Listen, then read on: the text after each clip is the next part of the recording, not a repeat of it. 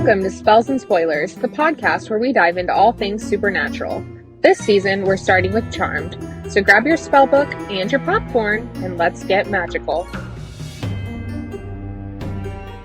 Welcome to Spells and Spoilers, a rewatch and reread podcast. I'm Aleacia. And I'm Elizabeth. This season, we'll go minute by minute through every episode of Charmed, giving you all the details and diving into the magic, the drama, and everything in between.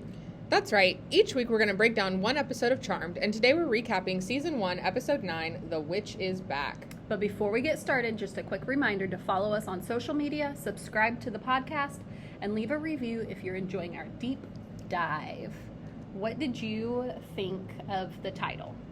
I liked the title. I liked this episode overall.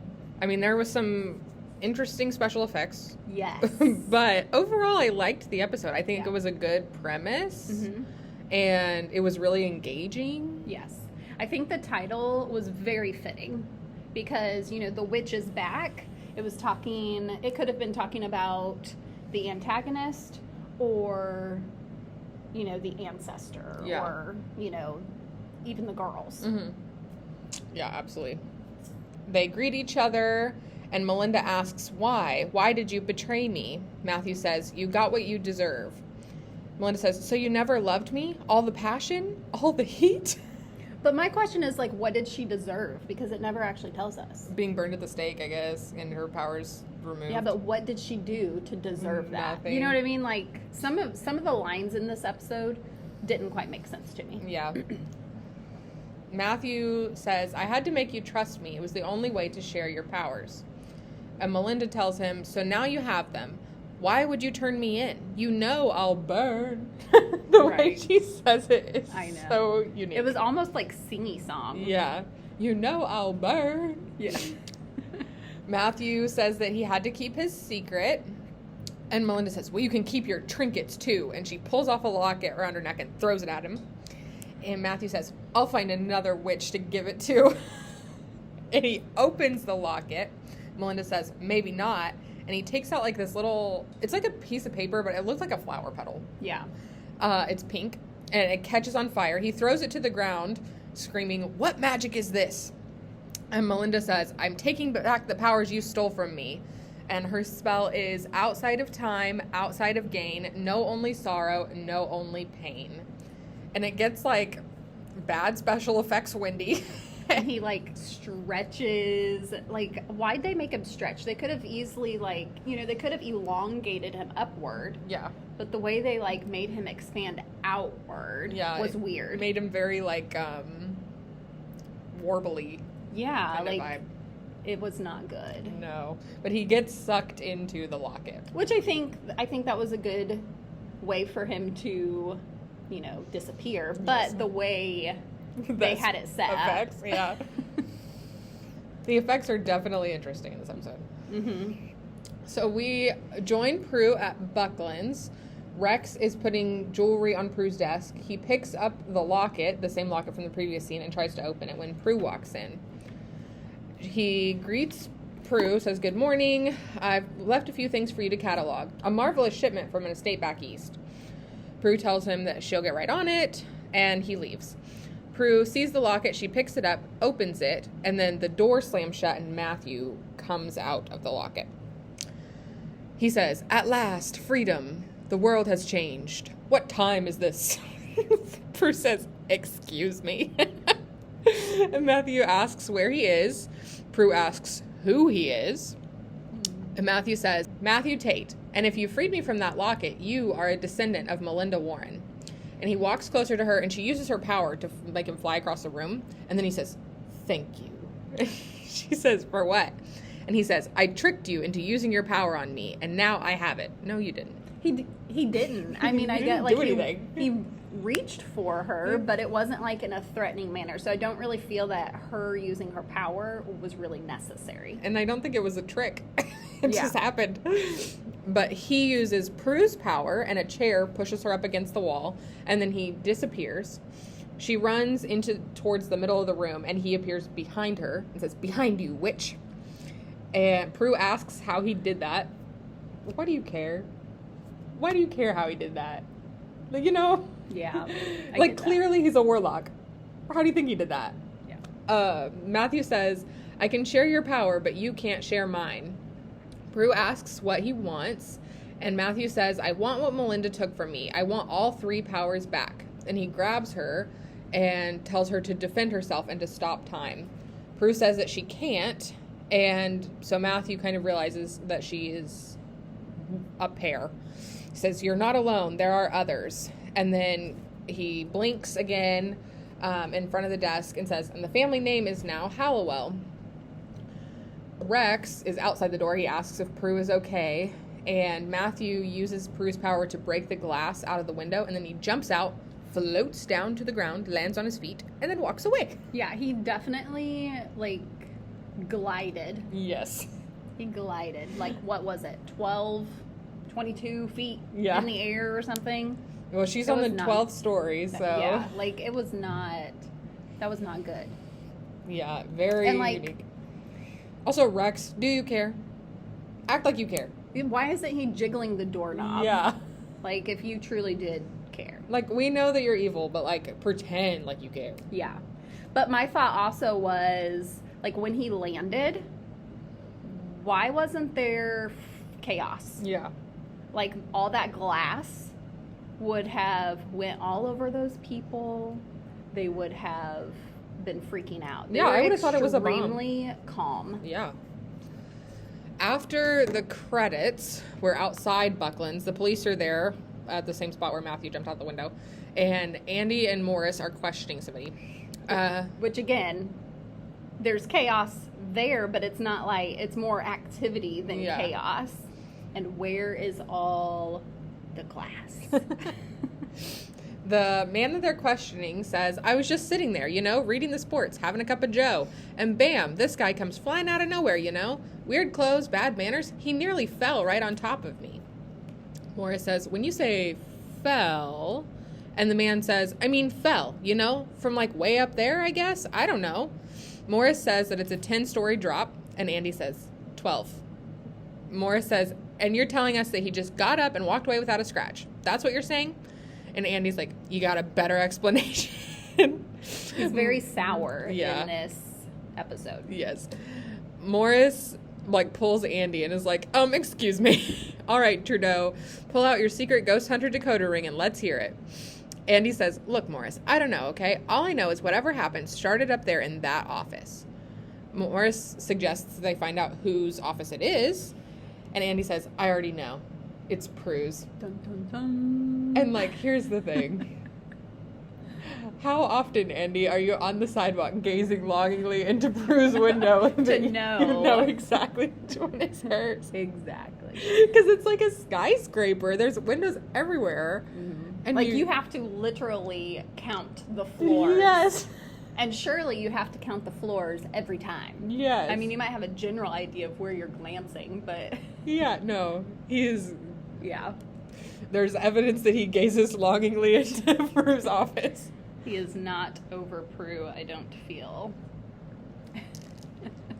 Back at the manor, Leo is fixing the sink. Phoebe's sitting at the table. Piper is standing up, like, kind of over Leo.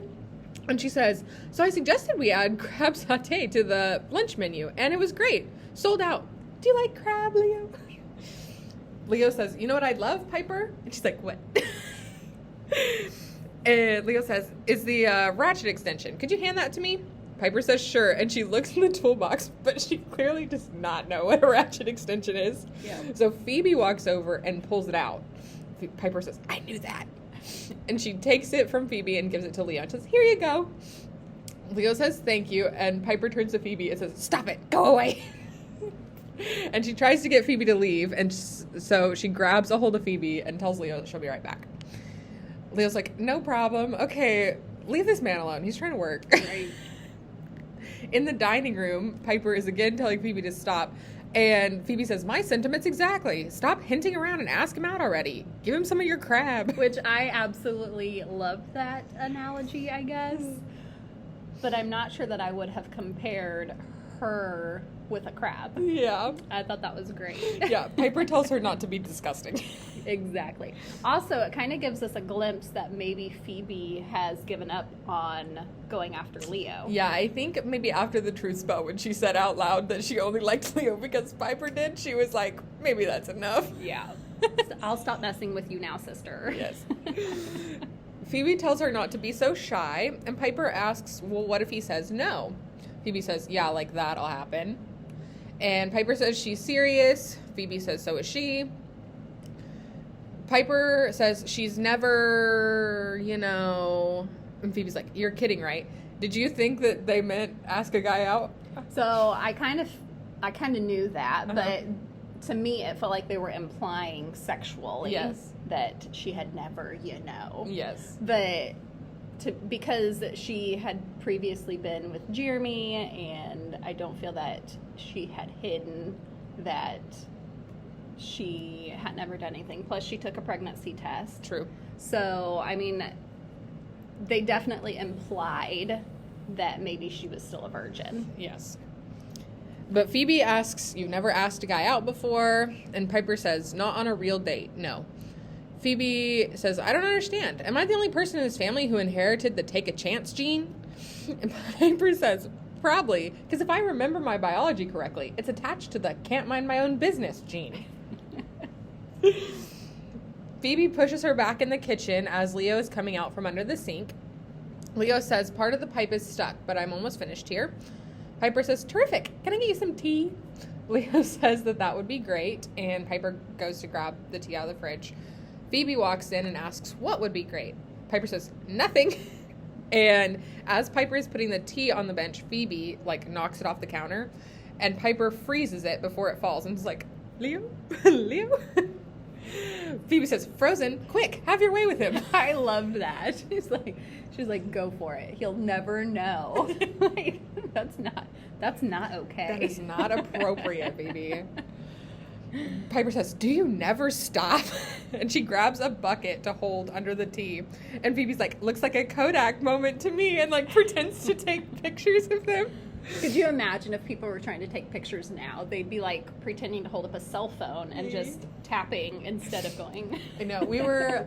So my daughter, she's 1.5 years, and she loves phones. She's obsessed with phones. But I don't know where she learned it, but she will pick up the phone and go, hello? How are you? Bye. And so she hears mom talking on the phone. So I was like, we have this Mickey Mouse phone at the store, and it's an old school rotary style. And I was like, I should get this for her. And then I was like, she's not gonna know what this is. She's not gonna know it's a phone. That's great. So I'm like, well, no point in getting her that, because she won't do it. My 15-year-old has an old school phone, a legit one. It's got the cord and everything. And I'm like, why do you want that? He's like, because it's cool. And he will literally be on his cell phone with his girlfriend or friends, and he's pretended to talk on the phone, other phone. So funny. He's 15. That is hilarious. Oh my goodness. So you just need to teach her, and she'll know exactly what it is. Well, she has this, it's a flat little pad, and it's got buttons on it, and it reads books in character. Mm-hmm. And you hit each symbol, and it reads a next portion of the page or whatever. So we call that her phone, because it's a little flat rectangle with little squares all over it. So it looks like it has apps. Yes. I'm like, this is your phone. You're a goof. But yeah, hello, how are you? Bye. Too cute. She never sticks around to hear how you actually are doing. She just says bye. She's like, yeah, I don't care. Bye. Leo and the tea unfreeze, and Prue walks in. Prue says, you guys, we're in serious trouble. And both the sisters are like, Leo. She says hi to Leo, and he greets her back. Prue says, hey, sisters, upstairs now. And then we cut to Prue's office. The police are there. Andy is questioning Rex and Hannah. Hannah says, Webster. Hannah Webster. Andy says, you said you heard some noises in here. What kind? Hannah says that it's hard to say, and Rex says it almost sounded like a struggle of some sort. A fight, perhaps. And if I was Andy, I would be like, and where were you? Why did you not come in? You are a grown man. Get in here. And Hannah says, yeah, and then we heard a crash, and I assumed that was the window breaking, and we came in to check on Prue, and then she just went running out. Morris asked what she said or what happened, and Hannah says, nothing. Actually, she just left. And Rex says that she was quite agitated. Andy asks if she said where she was going, by any chance. Rex says no, and Morris says, okay, thanks, Mr. Buckland. CSI will be done with the windows in a couple of hours, and you can have them fixed. Rex is like a unique character. He says, believe me, Inspector, I really don't care about the window. I only care about Prue. Which him and Hannah definitely play the worried employees or employer very well. Yes. It contradicts how they truly are. Yeah. Morris suggests that they assign the case to somebody else. And Andy says, Prue and I aren't dating anymore. There's no conflict, okay? I'm fine with this. No, you're not. Yeah. Are you really, Andy? Yes. We cut into Rex's office with Rex and Hannah. And Rex says, I thought that went exceedingly well, didn't you? Hannah says, we may have proven the legend of the locket true and that the little witch is charmed, but now we have a 17th century warlock running around. I think he'll stick out. Rex says, yep, but then again, if the legend holds true, Matthew's kind of got a one-track mind, just like we do. He won't be difficult to find. Stop worrying, Hannah. You're going to get wrinkles on your horns. Which makes me wonder, like, what are they? He mentions horns, but does she legit have horns? Like, I can't decide if he's a demon or if he's a warlock. I can't figure out. Or, you know, he could be something completely different, too. I think they're warlocks. I don't know if it's this episode or a previous episode where he says explicitly warlocks. It may be this one. I don't think so. We'll stay tuned. Yes. In the manor attic with the sisters, Piper asks what the warlock's name was. Prue says Matthew Tate, and somehow he knows we're related to Melinda Warren. Phoebe says, the Book of Shadows, Melinda? Our ancestor? Piper says, the one who burned at the stake and started this whole mess? Like, who else are we talking about? Yeah, really. Prue says, he came out of the locket, and he has strong powers. Stronger than mine. I mean, he did the weirdest thing. One minute he was in front of me, and the next he was behind me. Then 12 stories down, landed right on his feet. Okay. Yeah, I get it that, like, you haven't seen anybody with that power before, but I feel like instantly teleporting, not, like, too far out of the realm of disbelief. Yeah. Like, I would believe somebody would have that power if I knew about warlocks and stuff. Yeah, or magic in general. Yeah. Like, why wouldn't that be a thing? That's, like, a common one, you know? I kind of feel like Prue in this episode was kind of a little more naive. Yeah.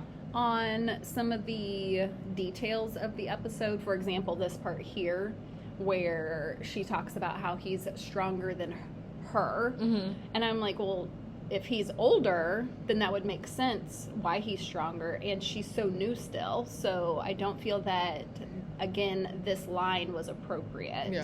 Yeah. For what was going on. Some of the lines, as I mentioned earlier, just didn't quite make sense. But also, like, how would you even know he's stronger than you? You've seen him teleport and use your own power. Yeah, I don't know. It didn't make sense, really. Or maybe she just, like, there was an energy about him. Maybe. You know, that she was playing off of. Phoebe says, if it walks like a warlock and talks like a warlock. And Prue says, yeah, well, he's powerful and he means business, and he wants all three of our powers. Phoebe asks to see the locket, and Prue says, we have to figure out who he is before he finds the two of you. She opens the locket and then has a premonition. Phoebe says, you said Matthew came out of the locket? I think I just saw Melinda put him in. Prue asks if she saw the past, and Piper's confused because she can usually only see the future. And Phoebe says, not anymore. Prue says, we always knew our powers would grow. And Phoebe says, yeah, but somehow I thought I was going to get to fly. And you know, maybe she will. We'll have to find out. Maybe. We cut into an attorney's office, and one of the attorneys is on the phone. His name is Arnold Halliwell. He's talking, he says, they want to countersue? Fine, bring it on. I'll eat them alive. Plus we can double bill and get away with it. Oh, gosh. Matthew appears in the room, and Arnold hangs up the phone, says, excuse me. Matthew asks if he is Arnold Halliwell. Arnold says, yeah, and who are you, Robin Hood? Matthew uses Prue's power, and Arnold flies up against the wall. He says, "Tell me where your sisters are." Arnold is confused, says, "What sisters? I'm an only child. Let me go or I'll sue you." And Matthew breaks his neck. Yeah, which I kind of feel was kind of... Overkill? No. Like, I expected him to kill the guy, but I felt like the guy's acting was not very well. It was more like, ugh. And then his head just laid there instead of... I don't know. Yeah. I didn't like it. Matthew says, "Lawyers have not changed." What is it, like the one episode with the, I don't remember the episode title, with the, "Thank you for not morphing," I think, where he's like, "Oh, so this, like, you're here to kill me? So what are you, demons or lawyers?" Yes, with Victor. Yes. Yeah. What is this whole, like, charm thing about hating on lawyers, man? I mean, there are some interesting lawyers out there. I do think that that's like a very like 90s 2000s thing to like demonize lawyers a lot. I know that from like a lot of shows. I feel like people consider lawyers, cutthroat. Mm-hmm. So, you've got your good ones, and then you've got the ones that are just going to eat your face off. Yeah. I mean, I'm not saying that lawyers in general are good or bad, because I work at a law firm. I'm about to say, you better not say they're bad. They're going to listen to this podcast. My attorneys are excellent, and I love working with them. So if you ever have a workers' comp claim, email the podcast. In Missouri only. In Missouri only. In the manor attic, Phoebe is looking at a photo album. Piper's reading, and Phoebe says, "I was right. It was Melinda in my vision. Isn't she beautiful?" Why do you have a photo album from like the 1600s? Do you have one? Because I don't. No. And I'm not sure if it was a photo album or if it was like in the Book of Shadows. I'm not sure, because it looked like they had the Book of Shadows and then there was a smaller one. Mm.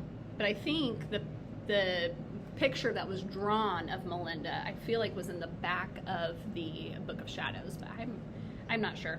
Yeah. Prue says that Melinda kind of looks like Mom. Piper says, "Listen to this. And because the warlock had stolen her love, she cursed him into the pewter heart, where he could spend eternity knowing the sting of betrayal." Phoebe says, "That must be what I saw." And Prue's like, "And I let him out early. Great."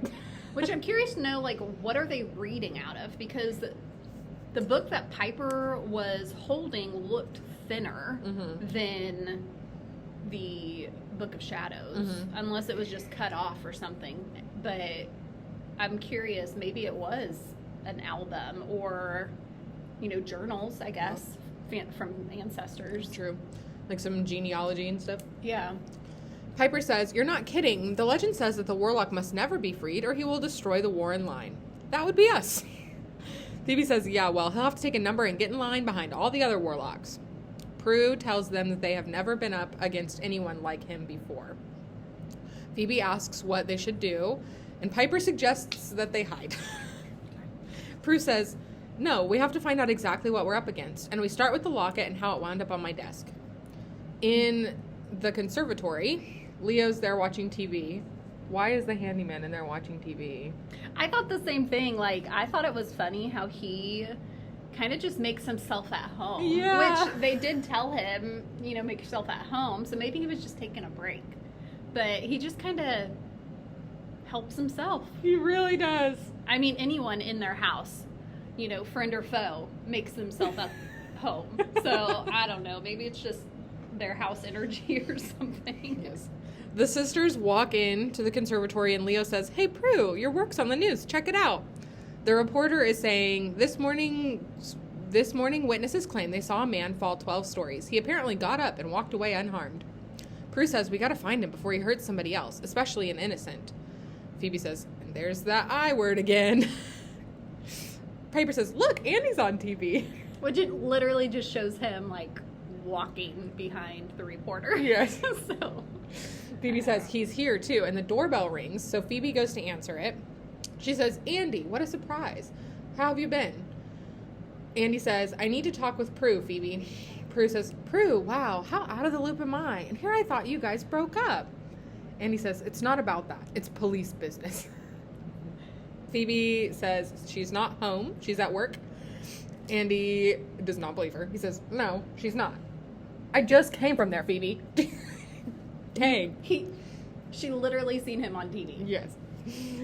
But still. And Phoebe says, well then, I don't know where she is, but I'll tell you to stop by, okay? Ciao. And Phoebe tries to leave, but Andy grabs her arm. He says... And she was very, like, why did you just touch me? The look on her face was like, excuse you. Yes. But Andy says, a man fell out of Prue's office window, which is suspicious enough. But then a man matching the same description went and killed a lawyer down the street, a lawyer named Halliwell. Now I know she knows who he is. One more time, Phoebe, where's your sister? And Phoebe says the greatest line ever, where's your warrant? I know, I love how she stood up to Andy. Yes. Like, you know she didn't want to, but at the same time, she's going to protect her sister or sisters at all costs. Yes. So I thought that was great. Yeah, she goes back inside, Andy leaves, and you can, like, not only does she close the door, but she locks it. Like, you can hear it. Yes. In the living room, Prue says, great, so now I'm being hunted by a warlock and the San Francisco PD. Phoebe says, nobody ever said you led a boring life, Prue. Piper suggests that Andy can help. And Prue says, oh yeah, you want to have that conversation with him? Hey, Andy, I hate to bother you, but this 17th century warlock is trying to kill me and my sisters. Any thoughts? Piper says, okay, it was a bad idea, but the point is we need help. And Prue tells them that the help they need is more than Andy can give them. Phoebe says, what we need is somebody who's done this before. Somebody like Melinda Warren. Prue asks what they're supposed to do. Reach back in time, grab her, and tell her we need her help? Phoebe says, yes. And I know exactly how to do it. As long as you don't mind losing a little blood. There's a short time lapse, and we are in the attic with the sisters. They're all sitting around like a floor table where they've placed candles, a dagger, several other items. It's like an altar. And Piper says, am I the only one having second thoughts? Phoebe says, yes. Prue tells them they don't have any other options. And Piper asks, are they not raising the dead? What if she's all... yeah? And Phoebe says, I read the Book of Shadows very carefully. She will come back as a real live person, flesh and blood. She will have her powers too, our powers. And she picks up the dagger and says that the spell works by calling blood for blood. So it shouldn't hurt much. And then she stabs her finger and says, I lied. I know, I loved her reaction to that. And then she says, come on, guys. It'll be like summer by the lake. Remember when we made a blood oath to be friends forever, not just sisters? And Prue takes the knife and Piper says, I remember my finger got infected. Prue stabs her own finger and says, ow. Yeah, but the oath worked. And then she holds the knife out to Piper. And Piper says, and I couldn't go in the water for 3 weeks. Don't hand me that knife. Prue asks how she's supposed to cut herself then. And Piper says, I'm not about to do that. She says, I can't stand the sight of blood. And the sisters are like, girl, evil beings have blown up in our attic. But those evil beings did not leave any ooey gooey grossness behind. No. Like, nothing happened. When people literally got shot, there was no blood pool. So she can't say that line. Disintegrated to dust right before our very eyes, and you're afraid of a little drop of blood? To be fair, they didn't bleed. Exactly. Other than Jeremy, he blew up. There should have been all sorts of ooey gooey grossness, and there was none. Yeah. Piper holds out her hand and says, okay, just cut my finger, and she like covers her eyes. And Prue's like, she hands the knife to Phoebe and says, you do it. And Phoebe was more than happy to do it. Yes. Phoebe stabs her in the finger, and it's like so quick. It's like lightning. I'm like, how sharp is this knife? Yeah. Like, must be really sharp. Piper says, ow. And they all squeeze their fingers, and the blood drips into the locket. It was almost like a little more than a drip. It was like blood pouring. Like the blood capsules that they used was just too much for the little pricks that they got. It should have been like a slow, like a tiny drip. Yeah. But it was like a pool. It was. But Phoebe closes the locket and places it into a cauldron. She says, Melinda Warren, blood of our blood. And all the sisters are like, our great, great, great, great, great, great grandmother. Phoebe says, we summon thee. And we see, like, stardust float in the air, and then Melinda appears, and she is stunning. Which I loved Phoebe's look. I don't know if you paid attention to her face, but it was very giddy. Like, that's their ancestor. Yes. Melinda smiles and says, oh, blessed be. In Phoebe's room, we're with Phoebe and Melinda, and Phoebe unzips a dress. Melinda says, oh, don't rip the dress to make it fit me. Phoebe says, I'm not ripping it. It's called a zipper, see? And she zips up the dress. Melinda says, oh, a wise witch made this. She takes the dress from Phoebe and starts playing with the zipper. And Phoebe says, yes, and wise witches in this century keep a low profile. You slip this dress on, you'll blend right in. I mean, technically they did back then, too. Or they tried to, or you weren't a witch at all, and you still got burned at the stake. True. So... Melinda is saying that it's so odd to be here again, to breathe and feel. What sheep has wool so soft? Phoebe says, a synthetic one. Phoebe zips the dress up and Melinda asks if it took her long to make the dress. Phoebe says, make it? No, I bought it. And Melinda says, oh, you must be rich. And Prue comes in and she says, she's not rich. She has credit cards. Piper says that Melinda looks great. Melinda says, thank you, but how do you keep your legs warm? And Prue says, we drink coffee. And then the way Melinda was like, oh, okay. Like, was that a thing back then?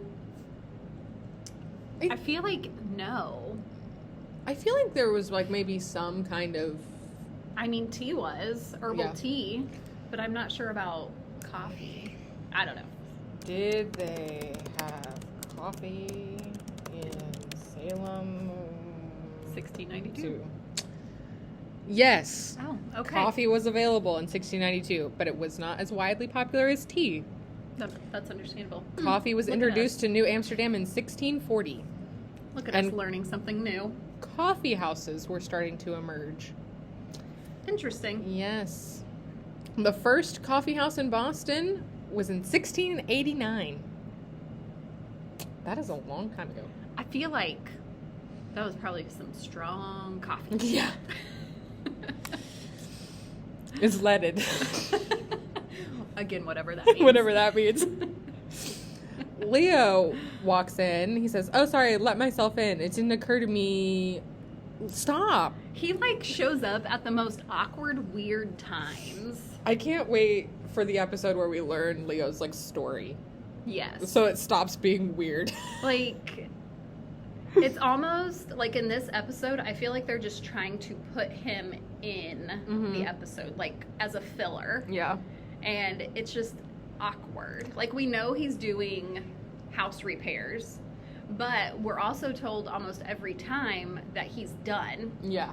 But then all of a sudden something else comes up. Are the girls breaking stuff so Leo comes I mean, back? I guess Piper could be, and Phoebe could be for Piper as well. So that is a possibility. I'm sure I would do that if I lived in a house with my sisters, knowing that one of them liked the handyman. Yes. I will say... That's support right there. Yeah, true. I will say, I think that the guy that plays Leo is handsome. He is. But I think he is more handsome as an older man. He grew up. Yes. So I think he is. That's called a silver fox. Just gonna throw that out there. But or a zaddy. He has like a very like, it's mean to say, but like a plasticky kind of face when he's young. Like it's very tight tension. Yeah. And, like, that's just not my vibe. But, like, he's handsome. But I'm, like, he's ready for, like, season 5. He's very youthful still. Yes. Everybody is. But I can see it the most, I think, with Leo. I wonder what his skin product was. I'm like, can we get to season 5, Leo, please? Piper says, it's okay. This is and Phoebe finishes, our cousin Melinda. Leo greets her. And Piper says, Leo's here to fix our plumbing. Melinda says, what's that? Bruce says, we gotta go. And he doesn't ever catch on to any of these little, like, quips that that any of them say. No. I think he's being intentionally obtuse, but, like, as of now, because you don't know his whole story, you're like, dude, get it together. Piper, you could do better. Smarter man. Because he almost seems, like, naive. Yeah. Melinda says to Leo, to work with one's hands is a great gift. Leo says, well, I am a true laborer. I earn that I eat, and I get that I wear. And Melinda says, oh, no man hate, envy no man's happiness. And then at the same time, they say Shakespeare, and Melinda, like, giggles. And Prue says, wasn't that fun? Okay, let's go. Awkward. They walk out of the room. Leo comes in, and Melinda turns to Piper and says, he is a treasure, Piper. Piper says, why are you telling me? Like, we know that Melinda knows something. Yes. Like, we know that she can see the past and present, future. Yes. So, clearly, that was a little hint, and Piper caught on to that, I felt like. Yes. Maybe not understanding exactly, but she definitely was like, wait a minute. Yeah. We cut into a hardware and appliance store. The store owner is dead and, like, hooked up on the wall with some garden tools. It is extreme. He looked crucified. Yeah. I was like, oh, I mean, I guess back in the 1600s, that could still be a thing. They were mainly, like, burnt. Yeah. Well, and also, like, yes, it was 1692 or whatever when Melinda cursed Matthew. But we don't really know how old Matthew is. Yeah, because he's taken powers from so many other witches, apparently. Yeah. But I'm also wondering if maybe we were looking too much into that, and maybe he just threw the hardware store employee, like, up on the wall, and that's just how they landed. Mm-hmm. But it did look very intense. Crucified. And honestly, though, but I can also see a world where he was tortured because Matthew wants information. Yeah. But there was no signs of torture, though. Yeah, but I mean, if somebody is nailing me to a wall, I'm considering that torture. I mean, that's fair. I mean, that's not like a regular Saturday for me, so. I mean, maybe. Rex and Hannah walk into the appliance store. They greet him. Hannah says, we have to do something about his clothes. Matthew asks who they are, how they know him. And Rex says, well, the short answer is, we're the ones that gave the witch the locket that have you freed. I suppose you could say we're partners. Matthew says, I work alone. And Rex says, not in this century, you don't. You're new in town, new in time. You need our help. See, you've been shopping. Find what you're looking for? Matthew says that he wants Melinda Warren's children. And Hannah says, ooh, talk about your coincidences. Rex says, you see, we have the means to find them for you, and you have the ability to take their powers. Come. They turn to leave, but Matthew does not follow them and is like, what? Matthew asks how they found him, and Rex says, Prue Halliwell, a Halliwell attorney, and now here. You're leaving a trail, my friend, and that has got to stop. He was so ominous and, like, very serious. Yes. In the manor dining room, we're with the sisters and Melinda sitting at a table. Prue is putting the locket around Melinda's neck. Melinda is saying, once Matthew had what he wanted, he told the town council I was a witch and they arrested me. Then they burned me at the stake. Piper asks why she didn't save herself. And Phoebe's like, you have powers. Which is fair. True.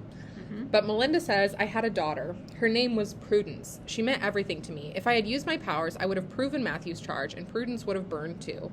So I thought, I'll accept this and pray some kind soul will take pity on my daughter and raise her in a safe home. Only then could the Warren line continue. And it must have worked, because here you are. Phoebe asks why Warren witches lose their moms so early, which is so sad. Yeah. And Melinda tells her that she can't change the past, but she thinks she can protect the future. Prue asks how. She says Matthew is so strong and he has this wild power. He can be in a place at one place and then another. And Melinda asks, in the blink of an eye? Again, like, why is she so fixated on that? Yeah, really. Prue says, exactly. And Melinda says, it's called blinking. I feel like they could have come up with, like... a cooler name. Yeah, like, what do the boys call it? The phasing? Yeah. Or... there's another word in video game language. I just didn't like... I'm kind of a stickler for, like, English language. And I just don't like the idea of being like, in the blink of an eye, it's called blinking. Yeah, like, they could have done, like... Mix it up. So, in my current book that I'm reading, some of the characters can teleport, but they call it willowing.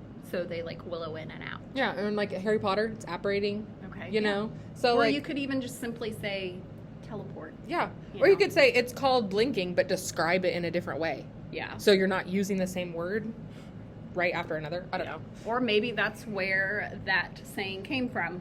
Maybe in a blink of an eye, and it just caught on. Our listeners are going to be like, why are we talking about this phrase for 5 minutes?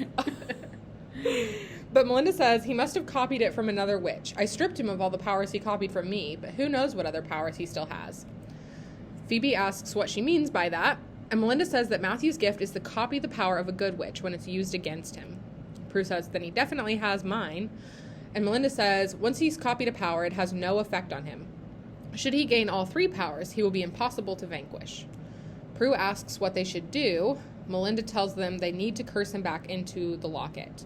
Piper asks what they will do if they can't. And then there's like an awkward silence. And then we cut to Buckland's.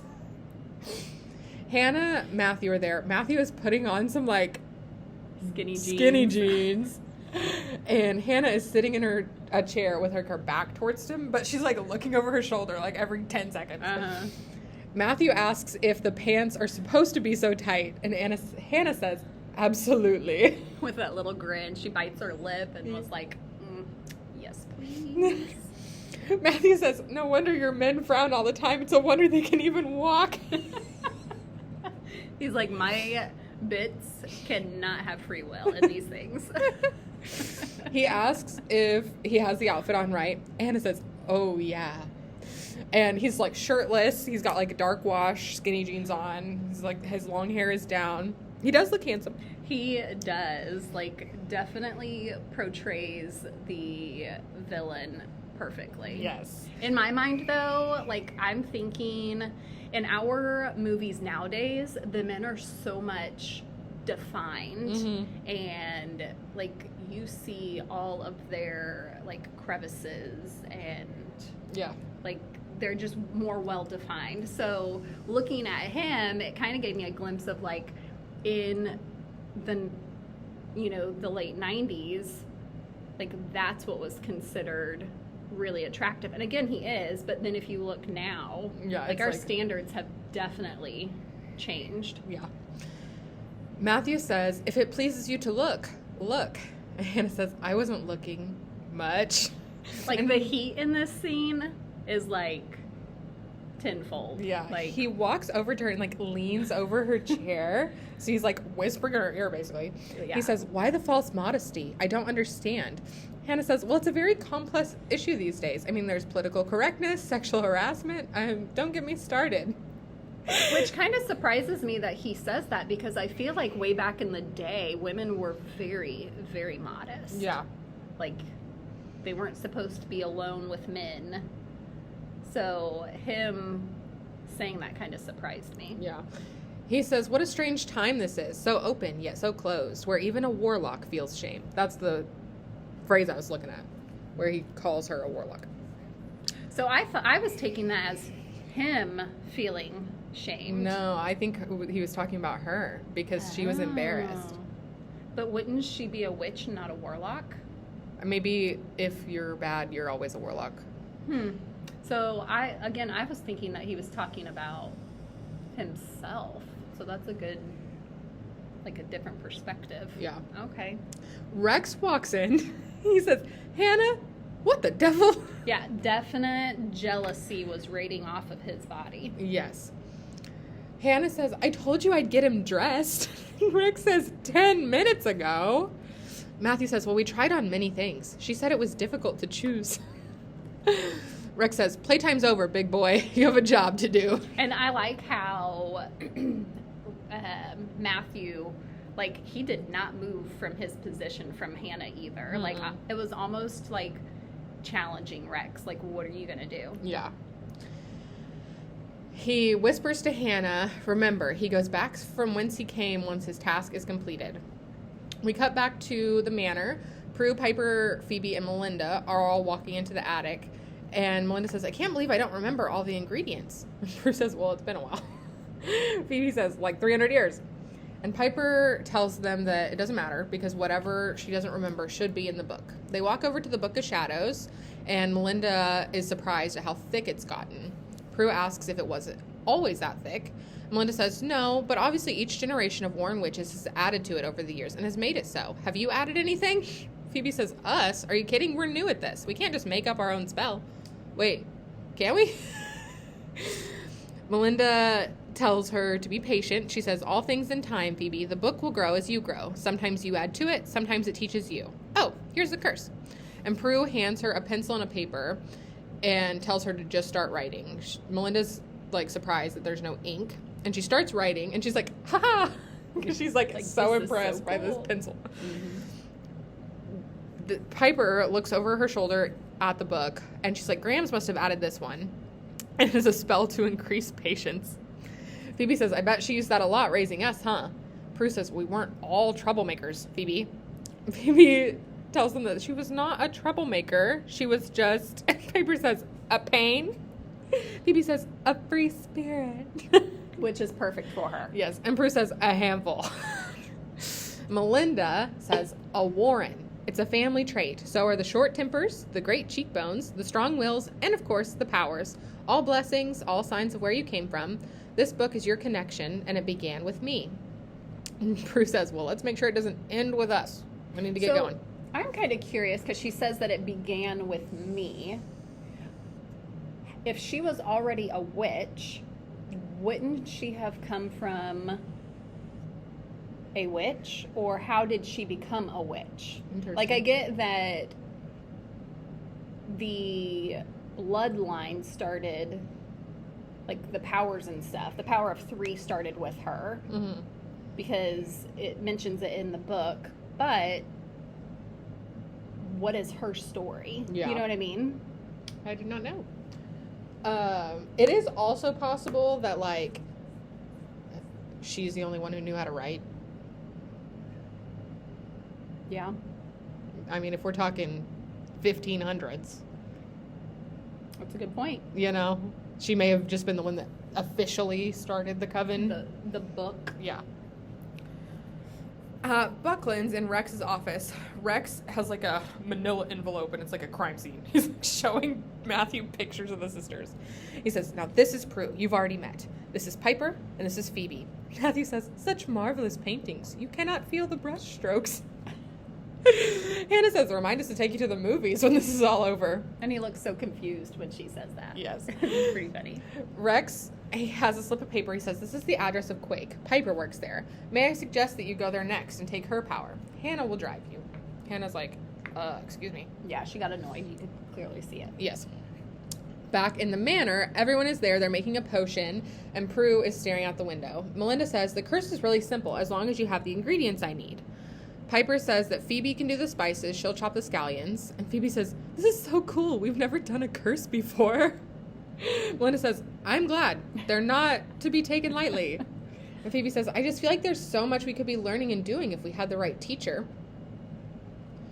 Melinda says that they should savor their first gift before they move on to the next ones.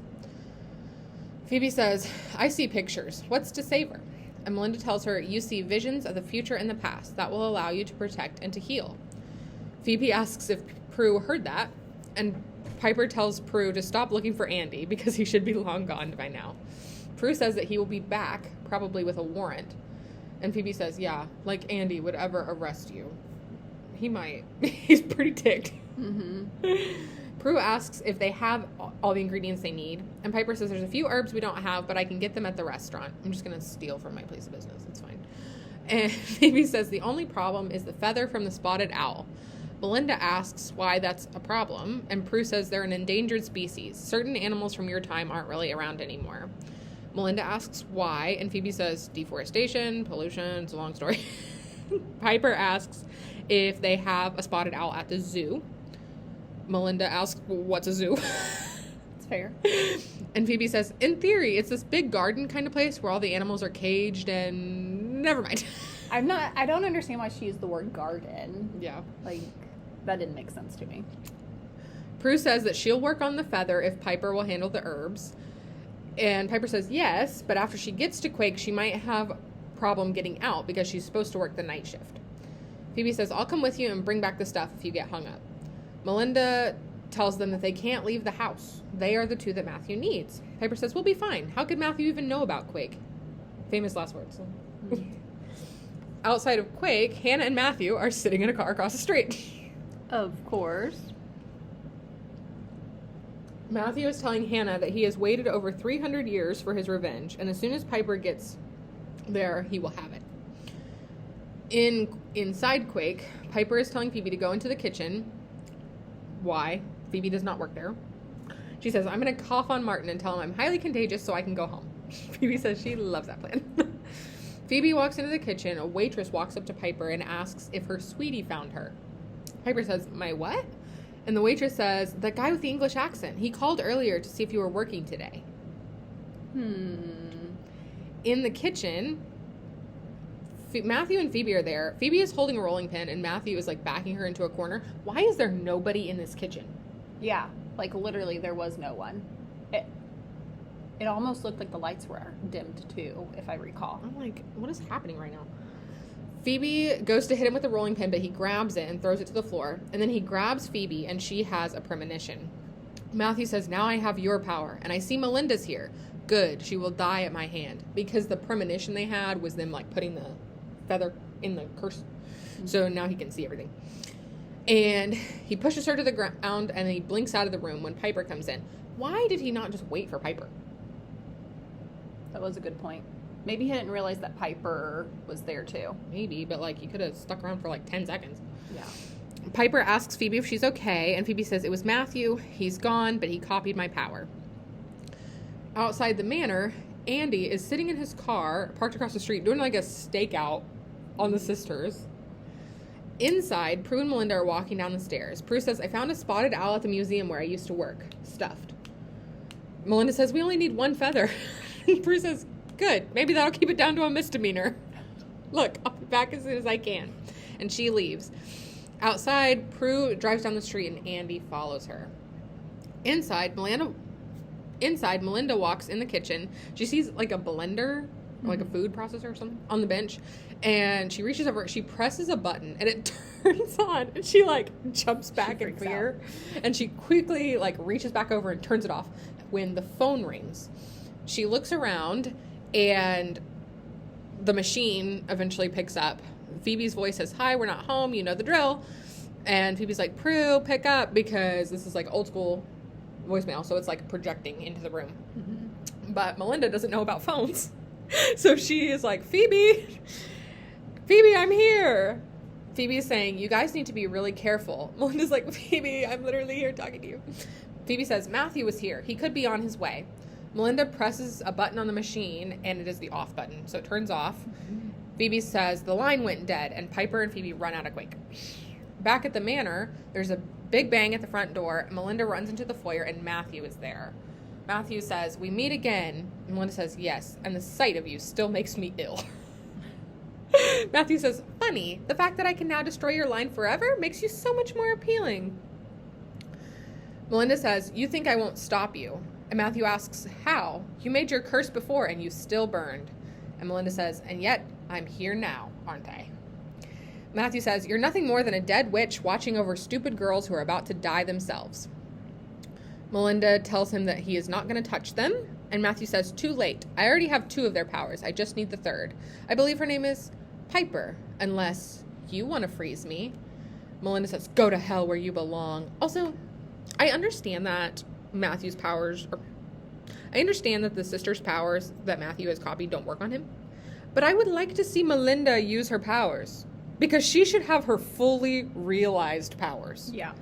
Like, full developed. You know, I want to see how strong she is. But I also get her not using her powers, because then he would have them. Yes.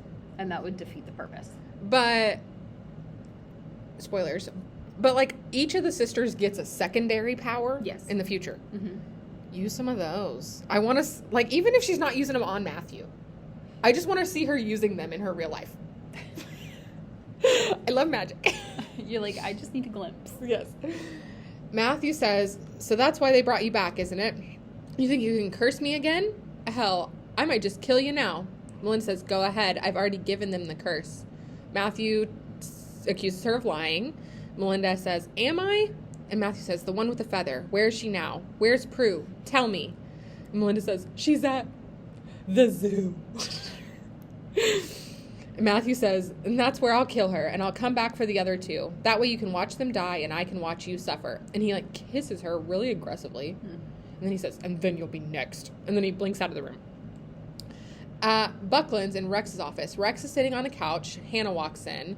Rex says, you lost him. And Hannah says, we've had this conversation before, Rex. Please stay out of my mind. So now we know that one of Rex's powers is to read minds. Yes. Rex asks if he copied Piper's power, and Hannah says something happened in that restaurant, though, because he just took off, and so did they.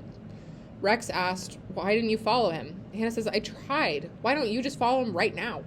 And Rex says, I haven't mastered that ability yet, unfortunately. We need Matthew to provide us with his sister's powers, otherwise we don't stand a chance in hell. Find him. In the manor, Piper and Phoebe are walking in. Piper is calling for Prue or Melinda. Melinda says, in here. They walk into the living room, and Melinda is sitting on the couch. Phoebe asks if she's okay, and Melinda says, yes, but don't worry, he's gone. Phoebe says, he found us at the restaurant, and he copied my power. He said he was going to kill you, and I was so... Melinda says that it's okay, but we've got to hurry before Matthew gets back. Did you get all the herbs? Piper says all they need is the feather, and Melinda tells them that Prue is taking care of that. And we see the museum. Prue is, like, holding this little tiny feather. Andy is there. Prue asks Andy what he's doing there, and Andy says, you have to come with me, Prue. And I apologize for this because it's a lot of really small scenes cut together, and I'm going to do my best to make it clear for everybody. So, at Buckland's in Rex's office, Rex is sitting at his desk. Hannah comes flying through the door and lands on the floor. She stands back up and says she found Matthew. Which I thought was kind of funny, but at the same time, like, why are you being so aggressive? Literally. Matthew walks in. He got these brand new powers, okay? He wants to test them out. Matthew says he needs to find Prue and stop her. And Rex says, you're supposed to be after Piper and Phoebe. Matthew tells them that he got the power of premonition, and with that, he saw the eldest working on the curse. So help him find her, please. He doesn't say please. He's not a nice guy. No. Rex says, no. There's no time to be distracted. You must stay on track. You must obtain the last power. Matthew says, but the curse will end me. They brought Melinda Warren back from the dead to do it. Melinda says, excuse me. Or Hannah says, excuse me. They did what? Matthew says, I will not go back to oblivion. And Rex says, listen, just listen to me. They're planning to send you back. They'll have to cast the spell at their home. So Prue will have to return there to do it, which is where you can thwart her and then gain the power to freeze. Matthew says, I've already tried. Matthew says, I've already tried. They'd rather die than give me that. And Rex pulls a gun out of his desk drawer. That doesn't surprise me, to be honest. Try again. But I was watching this with my husband, and I was like, look, they brought a gun. And I was like, but maybe we don't give a gun to a man from the 17th century. Yeah, like... We don't give a man from the 17th century a Glock, you know? Well, not only that, but it doesn't even show them showing him how to use it. Right. Like, it's going to take a little bit to, you know. Like, have you told him about the kickback? Like, you know, does he know how to hold it correctly? What is happening? Aiming. Yeah. I'm like, this man is going to shoot himself. And maybe that was kind of like part of the purpose. I was surprised when he took the gun from Rex, he didn't shoot it immediately. Yeah. That would have been funny if they did that. I mean, there would have been questions, obviously, but like, I'm just saying, because I mean, if you give a kid like a toy gun, that is the first thing they do is shoot it. You know, and they don't like. I mean, they'll point it to themselves or awkward positions. Yeah. No, I was like, this man should not have a gun. Maybe he had some type of like premonition with it or something when he took it. Maybe. I mean, it didn't show like really, a training course. Yeah. Like, oh, that's what this is. At the museum, Andy and Prue are sitting in the car, and Andy says, now for the last time, Prue, why the feather? Prue says, I told you, I had it from before. And he says, before what? No, go ahead. You can say it. Before breaking and entering a museum, which of course you did after you obstructed justice? Prue says, how did I obstruct justice? And he says, come on, Prue, don't play dumb with me. I know you too well. You're in a lot of trouble here. Trouble in which I cannot help you get out of unless you help me. Prue says, maybe I should talk to a lawyer. Andy says, you really want to go there? Do you want me to arrest you? Is that it? What's the matter with you, Prue? This isn't a game. This is very serious. Prue tells Andy that he has to let her go, and Andy says, I cannot look the other way anymore, Prue. Prue says, this isn't just me. It's Piper and Phoebe. Andy says, just tell me what's going on. For once in your life, will you just trust me? It's your only choice, Prue. And Andy says, I'm sorry. And Prue says, I'm sorry, but I really have to go. And Andy says, Prue, you can't. And Prue uses her power to make the airbag explode, and Prue gets out of the car. Andy says, get back here. You don't know what you're doing. Which he does not question how that How happened. the airbag exploded. Like, that doesn't make sense. In the manor kitchen, the sisters are there, and Melinda is scooping the potion into like a little pouch. Mm-hmm. And Melinda says, we're ready now. All we need is the feather. And Prue, what's keeping her? Phoebe says, she should be fine. Matthew already copied her power. And Melinda says, besides, I sent him to the zoo. Phoebe suggests that she's stuck in traffic. And Melinda says, well, when she returns, we'll add the feather and we'll seek out Matthew. Phoebe asks if he's going to be hard to find. And then Matthew appears and says, not at all. I've waited too long for this moment to hide. Melinda, tries to hide the sisters and says, this is our battle, Matthew. Leave them alone. Matthew says, I will have what I came for. And he uses telekinesis, and Piper moves towards him, floats. Glides. As gently as possible. And he grabs her. He says, your powers and your death. Matthew tries to get Piper to freeze him. And Piper says, in your dreams. And then he gets the gun out and points it at Piper's head. And Matthew says, I said freeze me. Save yourself. No? Then save your sister. And he points it at Phoebe. And Piper says, Phoebe! And Prue walks in and says, save yourself. He lets go of Piper, and she runs back over to Phoebe and Melinda. And Matthew says, give me that feather. She uses her power, and the gun flies out of his hands. And then a chair flies up and hits him. And she runs over and hands the feather to Melinda, who puts it in the pouch. Why didn't he make the feather come to him? You know what I mean? You just got this power. Listen, men are dumb. Apparently previously had this power from Melinda, so you know how to use it. Yeah. Why didn't you glide it towards you? Melinda says, Piper, now! And Piper freezes Matthew. They say the spell again. It's outside of time, outside of gain, no only sorrow, no only pain. Matthew unfreezes, and then the same wind tornado effect surrounds him. And Melinda says, it's what you deserve. Matthew says, this is not the end. And he gets sucked into the locket. And if you recall, he had previously told her that this is what you deserve. Yes. So I thought that was kind of iconic. Yeah. Melinda says, it is the end for eternity. At Buckland's in Rex's office, Hannah says, I followed him. He failed. What do we do now? Rex says, I don't know. We're going to have to think of something fast, though. He's going to be none too pleased to learn that we have failed. And who? Mm-hmm. Hannah says, it wasn't a complete failure, right? I mean, we outed them, proved they were the charms ones. That has to count. Rex tells her that will buy them a little bit of time, but not very much. Hannah says, you should have listened to me, Rex. We should have taken care of them ourselves. Rex tells her that she's right. They should have. And then we're at the police station with Andy and Morris. And Morris says, you're going to wake a judge at this hour? Are you nuts? Andy says, I'm getting an arrest warrant. End of discussion. And Morris says, based on what? Stealing a feather? He will bust your rank. You'll be cleaning out parking meters for a living. Andy says, so I should just let it go. That's it? What about Prue's evading arrest? Am I supposed to let that go too? And Morris says, damn right. Unless you want to tell the judge exactly how that little lady got away from you. By the way, how exactly did she get away from you? Andy says he does not want to talk about it. Morris says, Trudeau, take my advice. Let it go. Don't embarrass yourself. Back at the manor, Piper runs down the stairs and Leo's there. She says, why are you here? Same. Leo says, I thought I'd work on the plumbing in the downstairs bathroom. You cannot just show up at people's houses without an appointment. You do at the sister's house. Apparently. Piper says, now's really not a good time. We're getting our cousin Melinda ready to go away. Can you come back later, tomorrow? Leo says no problem, and he turns to leave. Piper says, Leo, would you like to go out sometime? With me, that is. And Leo says, I'd love to. I'm so proud of Give Piper. me a call. I'm so proud of her. Yes. She runs back upstairs, and the only bummer She does not immediately tell her sisters she asked out Leo. I know. Like, she doesn't mention it at all. No. Like, Phoebe would have been so proud of her. Yeah. She tells the sisters that Leo is gone, and Melinda says, let's begin. Piper joins the others around the altar. Melinda is dressed in her normal garb, Salem Witch Trials clothes, and she hands Phoebe's dress back to her. Phoebe says, we can't take those back. Melinda asks why, and Phoebe says, because that means you're leaving. Aw. Melinda says, I have to go, and Phoebe asks why. Why can't you stay here and have the life that you should have had? And Melinda says, because this isn't my time. It's your time, and Prue's, and Piper's. Piper says that they don't mind sharing, and Melinda says, you three give me great joy. I've seen the charmed ones, good witches, women of strength and grace. And Phoebe takes Melinda's hand and holds it up to her heart and asks what Melinda sees.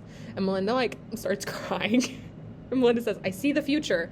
Many more generations of my beautiful daughters. I see my dreams fulfilled. Oh, thank you for that. I wish they would have shown us glimpses of it. I would like to see Melinda's premonition for sure.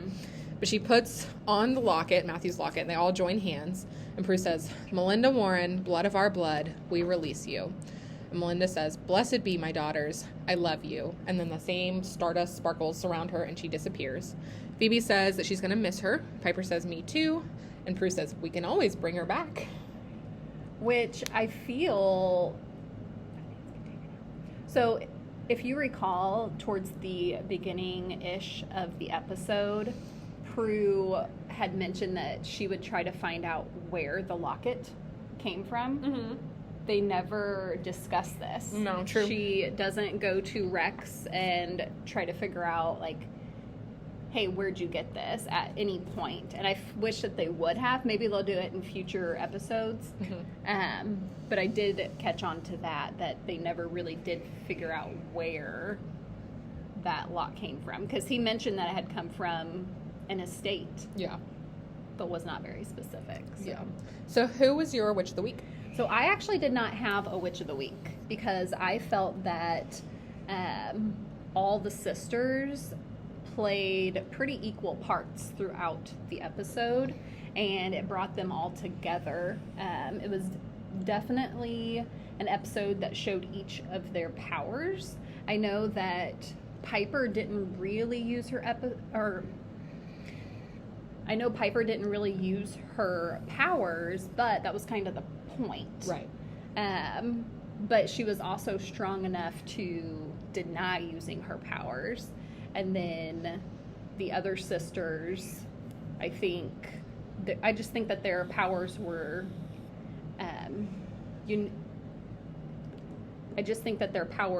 uniquely theirs, mm-hmm. and that it just flowed throughout. So I think it was a good episode for all three of them equally. Yeah. What about you? I kind of also felt the same way. I had a really hard time picking. Do want to give an honorable to Melinda. Definitely. It must be hard to be in a completely different time. Would have liked to see her powers.